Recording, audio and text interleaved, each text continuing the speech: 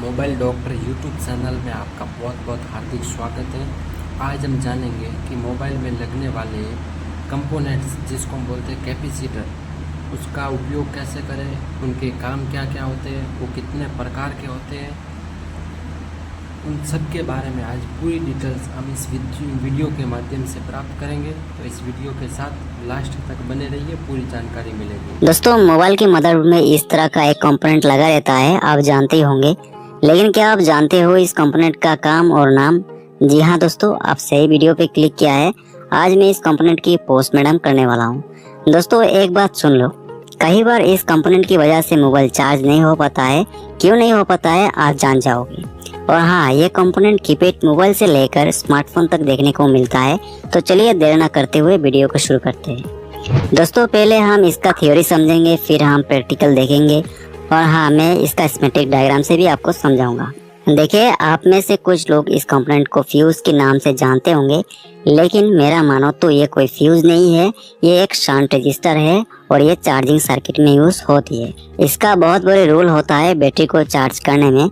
दोस्तों, चलिए पहले आपको शंट रजिस्टर की कुछ टाइप दिखाता हूँ और कुछ इम्पोर्टेंट बातें बताता हूँ, और फिर मैं आपको बताऊंगा कि मल्टीमीटर से चेक करने पर बीप या 00 वैल्यू क्यों आता है। दोस्तों, इसके बारे में बहुत ही कम लोग जानते हैं, क्योंकि ये एक छोटा सा कंपोनेंट होने के कारण अक्सर लोग इसे अनदेखा कर देते हैं। लेकिन यदि आप सही मायने में शंट रजिस्टर के बारे में जानेंगे, तब आपको भी इसके खासियत के बारे में जानकारी मिल जाएगी। और दोस्तों, इसके अलावा शंट रजिस्टर की एडवांटेज और डिसएडवांटेज के बारे में भी बात करेंगे।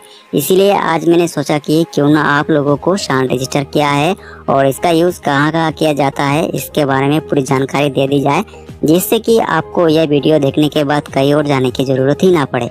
दोस्तों, चाइना कीपैड मोबाइल में या लावा, माइक्रोमैक्स, आईटेल इस तरह की कुछ कीपैड मोबाइल में R200 नाम से या R100 की कोडिंग के साथ एक ब्लैक कलर का रजिस्टर देखने को मिलता है। तो यह शंट रजिस्टर ही होता है। देखिए, कुछ इस टाइप का भी होता है व्हाइट कलर का, और ये स्मार्टफोनों में देखने को मिलता है और इसका वैल्यू बहुत कम होती है।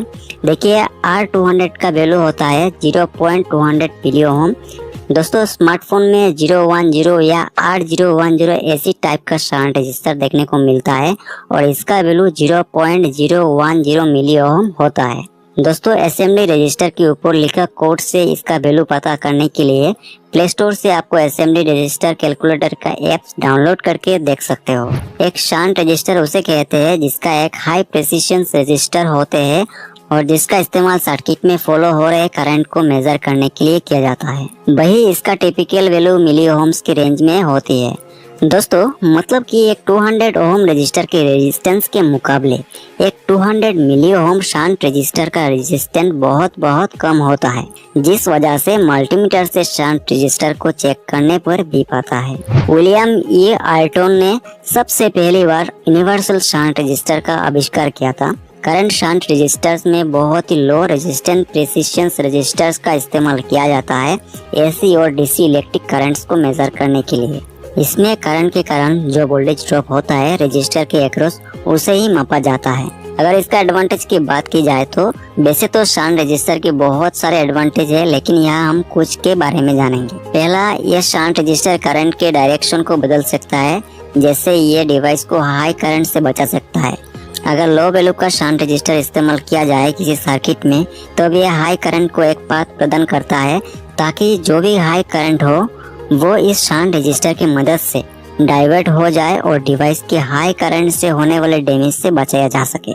दोस्तों, अचानक हाई वोल्टेज और हाई करंट सर्किट में आ जाता है तो शंट रजिस्टर हाई करंट की वजह से फ्यूज ट्रिगर कर देता है, जिससे शंट रजिस्टर फूक जाता है और डिवाइस को हाई करंट के डैमेज से बचा लेता है। चलिए मैं आपको ब्लॉक डायग्राम के थ्रू समझाता हूँ। तो मैं Redmi 5A का चार्जिंग ब्लॉक डायग्राम बनाऊंगा। देखिए, यहाँ पर ये हमारा battery connector, shunt resistor, fuel gauge IC और चार्जिंग आईसी। दोस्तों, बीवेट लाइन शंट रजिस्टर की एक साइड पे जुड़ता है और दूसरी साइड से चार्जिंग आईसी यानी कि डीसी टू डीसी आईसी की बीवेट पॉइंट पे जुड़ता है, और ग्राउंड किसी फोन में डायरेक्ट जुड़ा रहता है और किसी में शंट रजिस्टर के थ्रू जुड़ता है। तो पहले बीवेट लाइन की बात करेंगे, फिर ग्राउंड की बात करेंगे। तो इस फोन में ग्राउंड डायरेक्ट जुड़ा रहता है। देखिए बीवास लाइन चार्जिंग आईसी पर इन होते ही इसी लाइन से चार्ज आउट निकलता है, यानी कि 4.2 वोल्ट शांत रजिस्टर से बैटरी में जाता है। शांत रजिस्टर की वैल्यू 0.010 मिली ओहम होगा और इसका कोडिंग 010 होगी। दोस्तों शांत रजिस्टर की दोनों साइड से दो लाइनें फ्यूल गेज आईसी पे जाता है, एसआरपी और एसआरएन, मतलब कि शांत रजिस्टर पॉजिटिव और शांत रजिस्टर नेगेटिव। दोस्तों इस शांत रजिस्टर के अक्रॉस 4.2 वोल्ट जब जाएगा तब शांत रजिस्टर की 0.010 मिली ओहम रेजिस्टेंस के कारण यहाँ पर एक मिली वोल्टेज ड्रॉप होगा, जिसको फ्यूल गेज आईसी मेजर करके I2C प्रोटोकॉल के जरिए सीपीयू को सेंस करवाएगा, जिससे CPU DC to DC IC को सिग्नल देगा I2C प्रोटोकॉल के जरिए, जिससे DC to DC IC battery को कम ज्यादा एम्पियर देके चार्ज करेगा।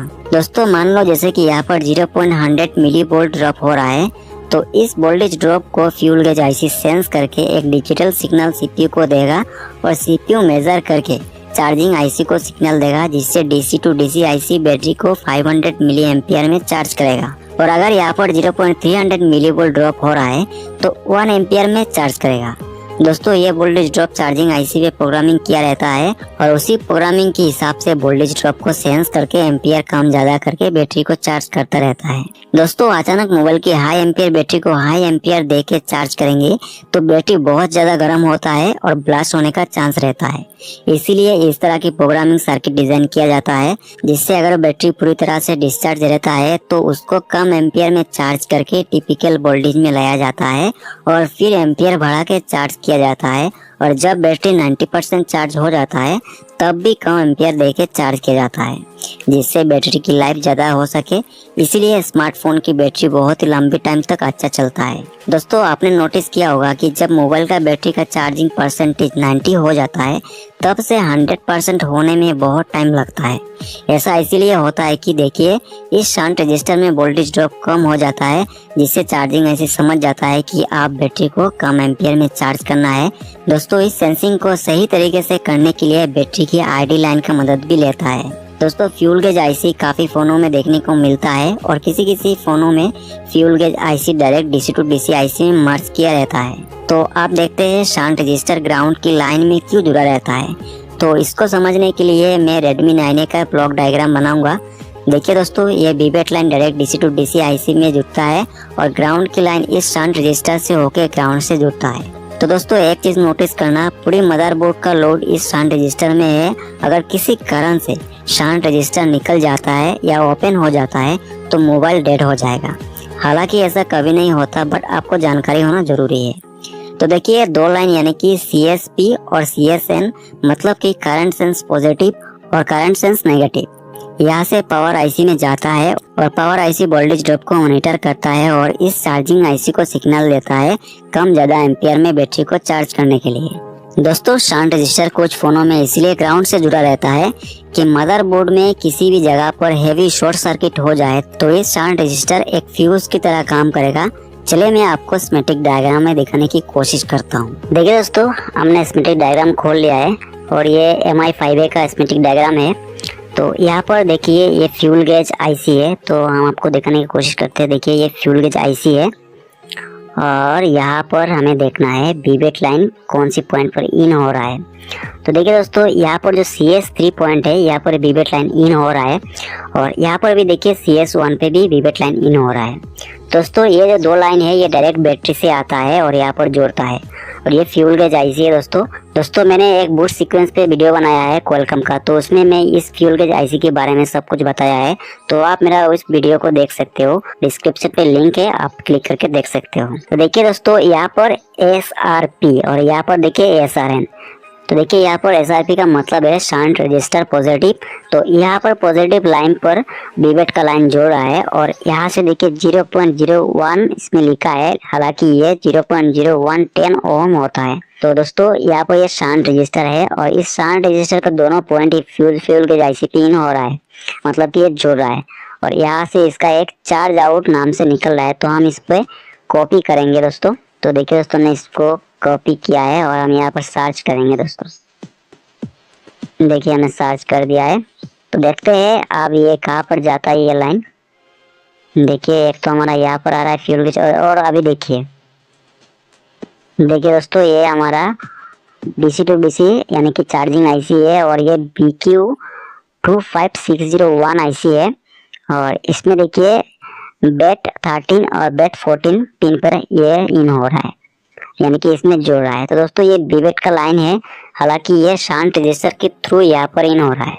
तो देखिए दोस्तों यहाँ पर इस तरह से ये शांत रजिस्टर आके मिलता है।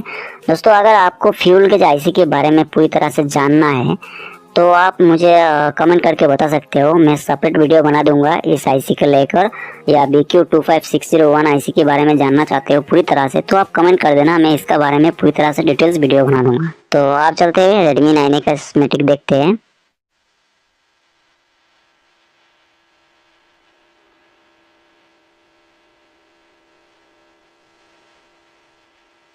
देखिए दोस्तों हमने Redmi 9A का स्कीमेटिक डायग्राम ओपन कर लिया है, और यहाँ पर देखिए आप लोग ये बैटरी कनेक्टर है दोस्तों। और बैटरी कनेक्टर में देखिए यहाँ पर आप देखिए पॉजिटिव लाइन जो है ना दोस्तों, ये बीबेट लाइन, यानी कि ये बीबेट लाइन डायरेक्ट देखिए जा रहा है। और यहाँ पर हम देखते हैं ग्राउंड की लाइन। तो देखिए हमारा ग्राउंड की लाइन यह होगा, यहाँ पर है ग्राउंड की लाइन, देखिए ये जा रहा है। और यहाँ पर देखिए एक शांत रजिस्टर है जो कि 0.01 ओम है इसमें, लेकिन दोस्तों ये 0.0110 ओम है इसका वैल्यू। तो देखिए ये शांत रजिस्टर का दो साइड से 2 पॉइंट निकल रहा है। तो CSP और CSN ये 2 लाइन जो है ना दोस्तों, देखिए आप एक चीज गौर करिए, ये डायरेक्ट ग्राउंड से जोड़ रहा है दोस्तों, ये ग्राउंड का लाइन ही है। तो हम CSP को यहाँ पर कॉपी करेंगे और सर्च करेंगे कि CSP कौन सी पॉइंट पर जा रहा है और किस आईसी में जा रहा है।